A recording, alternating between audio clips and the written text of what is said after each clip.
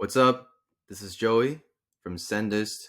We help e-commerce brands doing over $50,000 a month. We help them build email marketing systems. And in this video, I'm going to show you exactly how you can audit your email marketing health right now. Now, if you're an e-commerce brand and you've never done email marketing properly in a systemized approach, this is a very good place to start. I laid it all out in this chart and just go through the checklist. If you have more than 80% of this done, then you're in a very good place. If you don't, then you've got a lot of work to do and there's a lot of cash you're leaving on the table. So here's how you can audit your email marketing. First, this is the pre-work the prerequisite to email marketing. You make sure your offer is good. That means you understand your niche and you understand your target audience. You know who they are, you know their age, their gender, you know what their biggest dreams, and you know what keeps them awake at night. You know why they love your products, why which products they love the most, why they don't buy other products even though they buy some products, and you know exactly what angles. Well, you might not know the angles yet, but you know your audience really well, and you know that your offer has a product market fit. Once you have that said, then you can move on to building out your email marketing. So right now, if you don't have an email marketing system set up, basically there are four aspects to email marketing that you can that exists. Point blank. That's it. So the first thing we're going to cover is flows. The second thing is lead generation. The third thing is campaigns, and then the fourth thing is design. So let me get into it. Now, the basic flows you want to have set up with your Klaviyo account. By the way, yeah, you should be using Klaviyo. There's no other. If you're an e-commerce brand owner, you should be using Klaviyo. There's no other software that is better than Klaviyo. The first thing you have to check is, do you have an abandoned cart or checkout flow set up with at least 5 emails? That means the abandoned cart slash checkout flow is a flow that triggers when people leave their items in their cart or they're about to check out but they didn't buy. So these are the most prime leads, and they're the closest to making a purchase. So having a flow set up with at least 5 emails is really important. This is the exact flow we would start off with. And as you build out your system, you'll add more emails and add more segments like the ones we see here. Another flow you want to set up is the browse abandoned flow. If you don't have at least 5 set up, you don't get to check this one off. So browse abandoned flow is basically when people go on your website and then they click on the product pages, but they didn't make a purchase and they didn't add to cart or go to checkout. This is the flow that triggers. You want at least 5 emails in your flow setup. You also want a welcome flow setup with at least 5 emails. And this is one of the three biggest money makers in email flows in general. So here's the one we would set up. This one's important because it nurtures new customers and gets cold traffic to buy. If you can get this one to convert really well, you'll be printing money like that. Next, we have the VIP setup. This one is important for your brand loyalty because this triggers, if you take a look here, it triggers when a customer places an order for the fourth time or more. That means they bought from you guys 4 or more times, and that means they're the most valuable customer, and you already know they love them. So you got to reward them to keep them, to retain them. And that's what we're doing here. We're trying to retain them. So we have a welcome discount last chance, brand ambassador, social proof, education, feedback. So you always want to start with the discount in the offer in your emails. Always start with a discount because as the emails send down lower and lower, the place order rates will be lower and lower because they're farther away time-wise from the trigger. So that means they're the most warm with email 1, and then they're the least warm with email 5. Also, if you have at least 10% recurring returning customer rate, that means if 10% of your customers buy a second time after they buy a first time, you should have a returning customer flow set up with at least 5 emails. This one's actually very underrated. It's not talked about a lot. It's kind of like the VIP flow, but for second time purchases, you basically welcome them back, give them a discount. Are you still interested in giving them a discount? Remind them of the discount and last chance. Now the win back flow setup. This one is good to catch people that are cold to your emails. So you're trying to win back customers. You want at least 3 emails set up for this one. And the trigger here is place order 75 days ago. If you have all these flows set up, you should be at a very healthy place. Of course, you always should be testing the emails. You should always be testing these flows to make sure they're running optimally. Split test, the most important thing to split test is the subject line and the first email, because the first email converts the most, and also the offer emails. You also want to have an automated setup to collect customer reviews. For example, Luke's on Shopify, it's on the Shopify App Store. So if you can tick off 80% of these criteria, you're doing pretty well with flows. If not, you got a lot of work to do. Next, lead generation. All right. For your website, you should have a pop-up form converting at least 10%. That's important because you're paying for cold traffic, and you might as well make the most of the cold traffic you're paying for. And the best way to do that is pop-up forms. Regardless, like, it doesn't matter if you think pop-up forms are annoying.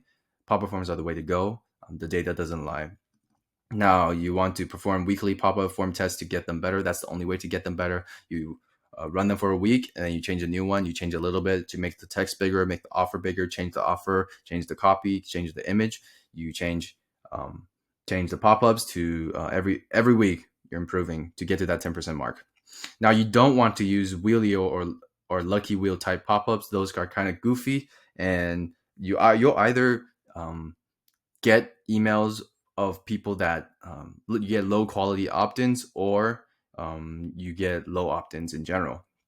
Now, you also don't want to use Klaviyo pop-ups. The default Klaviyo pop-ups are kind of they don't convert really well. So there are third-party pop-ups software like Amped. Amped is a new one. In Amped you can design pop-ups like you do in Figma. The interface is like Figma, but it's for your website pop-up. And you can make them responsive. Same thing for Optimonk. Optimonk has been around for a little bit longer. These are the top 2 I would recommend that I see people using.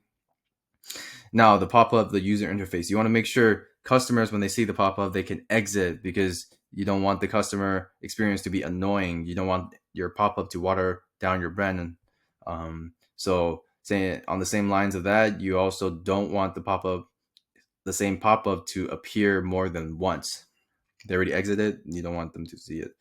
And make sure the incentives in the pop-up make sense, knowing the other incentives in the customer journey. For example, if you're offering 40% off with an ad, a 10% off on the pop-up is reasonable. If you're offering 10% off on the ad, but people who just visit your website get 10% off anyways, that's kind of a bit off. If you're offering 40% on your pop-up but 10% on your ads, that's way off, and you're also going to get way lower quality opt-ins. All right. You also, the last 2 here is a Klaviyo and Shopify tech thing. You want to make sure you have post-purchase opt-ins enabled to add them to your list. And post-purchase opt-ins is another way to generate leads, to grow your list, basically. There's a check mark at the checkout page. They can check to say, I want to receive emails from this brand when they're checking out one of your products. When they're buying one of your products. So make sure you enable that. You're going to get people to the post-purchase flow and add them to your list, and you can send campaigns to them and make money. Then last thing is, you also want to make sure you have double opt-in disabled. Double opt-in is a setting in Klaviyo. I think you go to the list and go to the specific list. You have all your leads in, which is newsletter. Usually is newsletter. Yeah, and then you want to go to the settings tab and then consent, and scroll all the way down. You want to make sure you have single opt-in selected and not double opt-in. Double opt-in, what that does is, for example, if somebody signs up to your website and they enter their email, what you want to happen is that when they enter the email, you send them the first email from your welcome flow. But if you have double opt-in enabled, they're actually going to receive one email from Klaviyo to confirm that you want to receive emails. So they have to opt in. They have to confirm it there in their email inbox, and confirm it in the pop-up, which is going to convert way less of traffic into your email list. Now, that's not good, isn't it? I mean, especially in in the U.S., single opt-in is the best practice. Double opt-in might be needed. I mean, if you're in the EU, I haven't worked with brands in the EU. If you're in the EU, I'm pretty sure you have to do double opt-in with some like privacy policy or legal stuff. Next, campaigns. All right, campaigns is another important thing. Campaigns are just emails that you send, one-off emails. So if your email list is below 20,000 subscribers, you want to send 10 to 12 email campaigns a month. 10 to 12, that's like 2 to 3 campaigns a week. If you are above 20,000, you want to send at least 12 or more email campaigns a month. That's 3 to 5 emails a month, and 3 to 5 emails a week.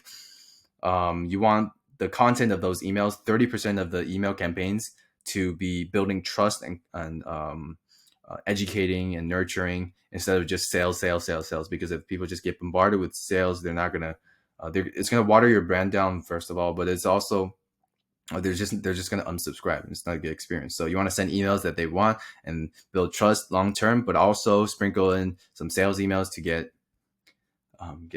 your email revenue up. Now, every month you also want to have one sales event with a sales event structure built up with 3 to 5 emails related to that sales event. For example, Mother's Day, you could have 3 emails before Mother's Day and 2 emails after Mother's Day. So we have 3 emails building up to Mother's Day with a discount, and then 2 emails after Mother's Day say, hey, Mother's Day discount is extended. Make sure you grab the discount, blah, blah, blah. That kind of thing. You want to have one event every week. Not every week, every month, because um, people respond to these events and create some urgency. Now, but you don't want every email to have discounts. That's the whole point. So you only want one sales event. Here are the goals, the metrics you want to aim for. Open rates 30% for campaigns, and click rate 2%. Click rate is the percentage of people that open your email and click on the percentage of people that click on any links in the email. And open rate is how many people that percentage of people that open. And you also want to pay attention to the purchase to open rate. That means the 30% of people that open the email, you want 10% of those 30% to make a purchase. If not, then there'll be something wrong with your something. I mean, there could be a million things wrong. I mean, it could be the design, it could be the list, it could be the messaging, it could be the subject line and the type.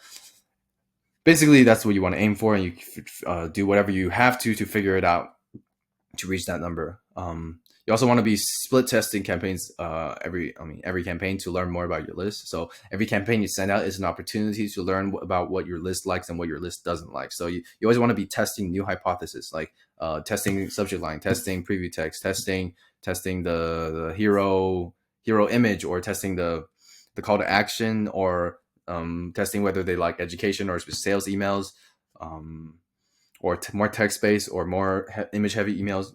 You always got to be testing to get to know your list. It can take a long time to actually get to know somebody's list, but once you do get to know your list, you'll be able to grow a really good relationship with them, and it's gonna be a good long term play. So that's the whole point of testing every week. Now, another thing you can do to learn more about your list is sending survey emails regularly. For example, in the post purchase flow that we set up, we have the last email as a survey email to ask them why they went through. Well, I mean, the post purchase flow. They went through the post purchase flow because they bought one time, but the entire flow is designed to get them to buy a second time. And if they didn't buy a second time, by the end, we asked them with the last email, "Hey, why didn't you buy the second time?" So we know, we're educating ourselves on what the customer, what their objections are. What makes them want to buy, what makes them don't want to buy. So surveys are a really direct way and really good way to do that. Another thing you can try out is segmenting based on engagement and product interest. So you can, in Klaviyo, it's very easy to set up. You can set up people who have browsed this item, or people who have purchase this category of items on your Shopify. And you can segment campaigns, target people who buy big bags in this one, people who buy small bags with this email. That's super basic. So that there goes campaigns. Now design's the last little bit that you want to pay attention to. Design is important, but it's not the most important. It's important in that you have to check these boxes and you're good. You don't have to be a professional designer. You don't have to make these amazingly graphically amazing, but it would help. So the first most important thing is to have the call to action above the fold. Now, what the fold is the section where subscribers can see your email without scrolling. So for example, if I get this email in my inbox, this will be the section I can actually see without scrolling down. And you want a call to action to be very clear. So people, the attention is concentrated. 80% of attention is concentrated above the fold.